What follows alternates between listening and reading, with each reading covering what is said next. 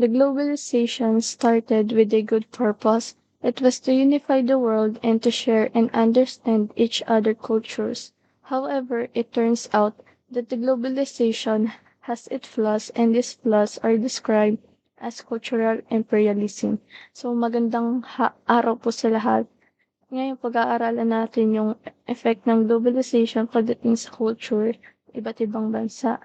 At isa sa mga definition ng globalization is the interconnectedness ng people and the country. So meaning, merong interaction na nangyayari at kapag tayo nakikipag-interact with other people with different culture, may tendency na ma-impluwensyahan nila tayo and it's either we take it a good or bad.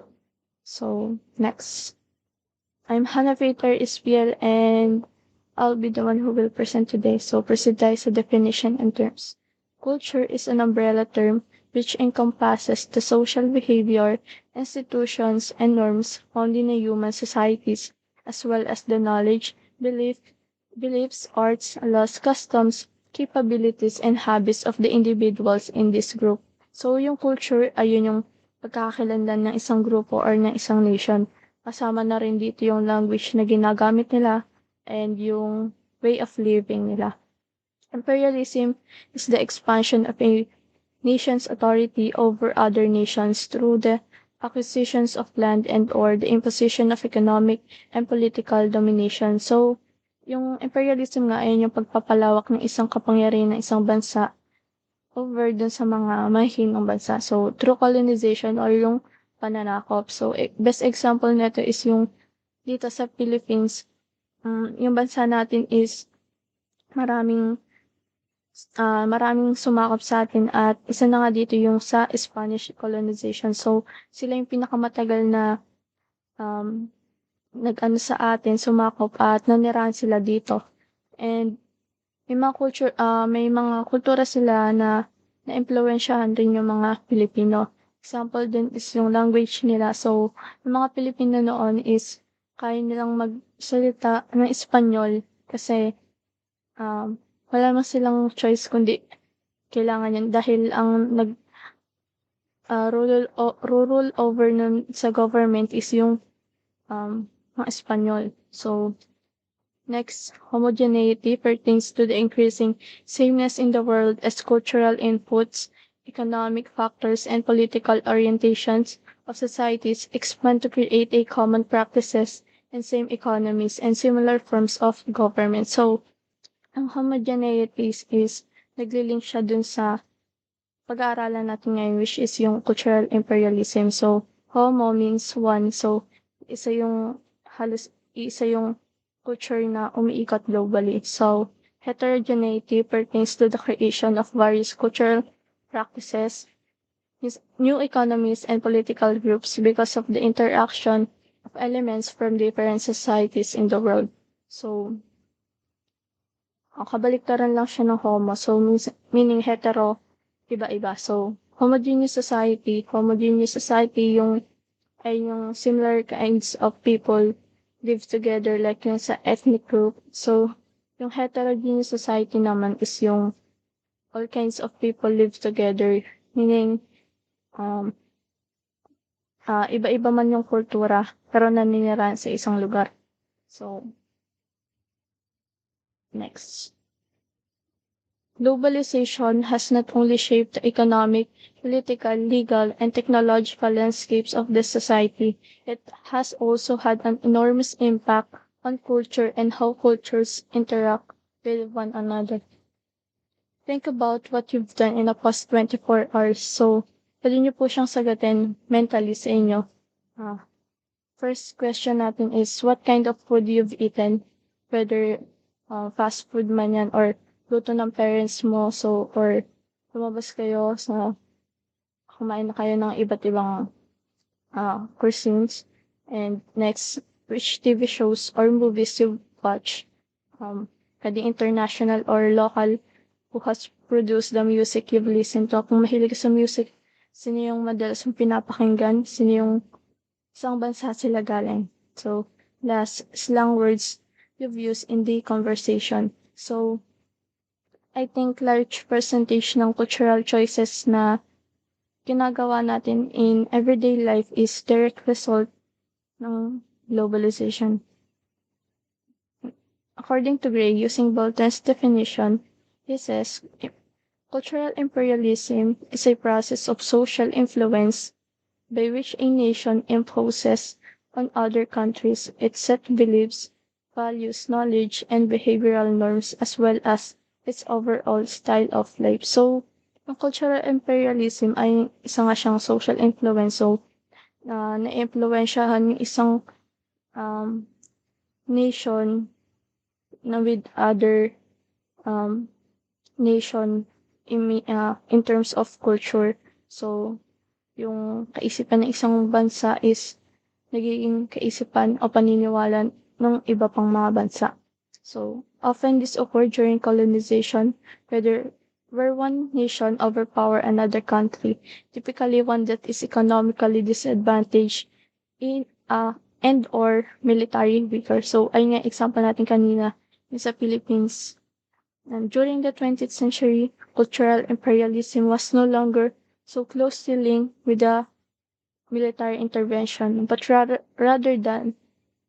with the exertion of economic and political influence by some powerful countries over less powerful countries. So, ngayon, hindi na siya through colonization but sa economic side na siya and political influence.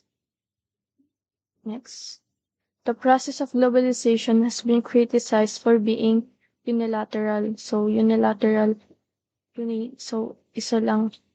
They contend that the result of this relationship is not a fair and equal cultural exchange, but cultural imperialism, where a small minority of powerful political and corporate entities, predominantly from the West, impose ideas. So West mean halos Western culture lang yung nakikilala. And they impose ideas, values, and modes of cultural expression onto the rest of the world. Ritzer claimed that, in general, the contemporary world is undergoing the process of McDonaldization. It is a process by which West societies are dominated by the principles of fast food restaurants, and it involves a global spread of rational systems such as efficiency, calculability, predictability, and control. So, sa picture makikita natin na halos lahat ng bansa is merong um, McDonald's. So,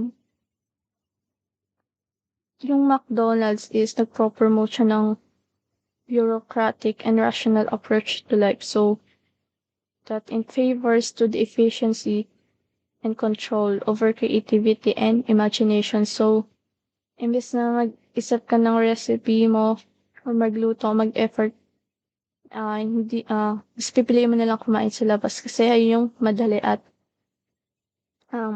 di mo na kailangan magpagod. So, sa Pilipinas, kultura natin is pag sa dinner, 'di ba, sabay-sabay kumakain at anong oras pa, siguro 6:00 nagre-ready na yung nanay magluto, then yung mga anak is lang, nanonood TV. So, antay na lang tatawagin.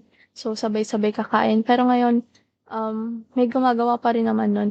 Pero dahil nga sa modernization and tumataas yung financial stability ng pamilya, minsan pinipili na lang nila kumain sa labas at kasi ay yung mabilis at madali. Next, many of the most popular cultural products exported globally have their roots in the United States of America. There is no doubt that America has been one of the key nations to export aspect of its culture. So, hindi lang siya basta products but na-impose din yung kanilang culture which is yung ideology, beliefs nila dun sa mga products nila in the form of fast food and coffee outlets, popular music, and reality shows to the other parts of the world. So, yon. So, may makita na sa picture halos ano nga, products ng Amerika. At yung isa pa sa mga um, nagiging kilala is yung sa Hollywood films. So, alam natin na isa 'to sa pinaka-successful pagdating sa industriya ng pelikula at yung Hollywood films na yung naging standard pagdating sa mga paggawa ng mga films. And yung popular American holidays like Halloween and Thanksgiving is ay sine-celebrate na rin siya, throughout the globe. So, next. However, Indian social anthropologists and sociologists Arjun Appadurai contends that globalization should not be thought of as cultural imperialism, but consideration should also be given of cultural hybridity and heterogeneity that emerge from globalization. So, kinontra niya lang yung idea na cultural imperialism. Sinasabi niya lang na yung cultural globalization is tignan natin yung positive side which is yung cultural hybridity. So, in Appadurai's thesis, media and migration are the most important factors to influence the global culture changes we witness today. Next. So, based dun sa Digital 2020 Global Overview Report na pinublish ng UK-based creative agency na We Are Social with partnership with Hootsuite, a Canadian social media firm. So, in the latest report, yung Philippines is napanatili niya yung title niya as a social media capital of the world. So, 5 years in a row. And 71% of the population, Filipinas, access sa social media and 76 million active users and 4 hours and 12 minutes yung average time na ini-spend ng mga Pilipino. So, it may seem that Filipinos are too fond of endlessly chatting with friends and families or aimlessly scrolling their feeds from memes, photos, videos, and links. So, yung internet kasi 'di ba hindi lang naman siya pang Pilipinas lang but pang buong mundo. So, kahit wala ka sa Pilipinas, malalaman mo yung kultura ng ibang bansa through videos. 'Pag nakanood ka or mga photos, matututunan mo yung mga kultura nila. So, ganun ka-powerful yung internet sa atin. So, some countries that we adopt to their lifestyle and culture. Ito po is mga example and dala to ng colonization at ng internet and technology. When United States took over the Philippines, they also helped Filipino for free education and teach them the English language. They also introduced their culture to the Filipino like in clothing. So, yun nga, yung English language. So, ay yung isa yun sa mga lengguwahe natin dito sa Pilipinas. So, Spanish influences Filipino culture like language, tradition, and also in religion. So, religion, sila ngayon nag-introduce sa atin ng Christianity. Filipino also learned the way they build houses before the Philippines houses are built with nipa, hunt, and constructed the house with stone and bricks with traditional bamboo materials. So, sa Japan naman, so sila yung advance pagdating sa technology. So, dahil sa kanila gaan yung mga gawain natin. So, their products also brought here like lifestyle products, kitchenware, home accessories, and good brand of car. So, sa Chinese, sa impluwensya naman nila tayo pagdating sa business sector. So, and impluwensyahan din nila tayo sa mga pagkain like sa noodles, dumplings, siomai, siopaw, and many more. Next, South Korea has an influence on Filipino teenagers. So, yung K-pop, K-dramas, ma, ah, maging yung fashions nila is ma-no-notice naman natin today kasi 'di ba halos lahat ng mga kabataan is yung fashion nila is Korean inspired. So, conclusion, the process of cultural globalization has been criticized for being unilateral in practice, leading to cultural imperialism and cultural homogeneity. Some theorists refer to this as Americanization and point to the hegemony of cultural American culture throughout the globe. So, in contrast, scholars such as Arjun Appadurai argue for a nuanced view of globalization and state that consideration should also be given to the forms of cultural hybridity and heterogeneity that emerge from globalization. So, kanina sinabi sa intro, di ba, depende sa atin kung yung cultural globalization is depende sa atin kung iti-take ba natin as good or as bad. So, ito yung mga references ko. So, salamat po sa pakikinig. Yun lang po.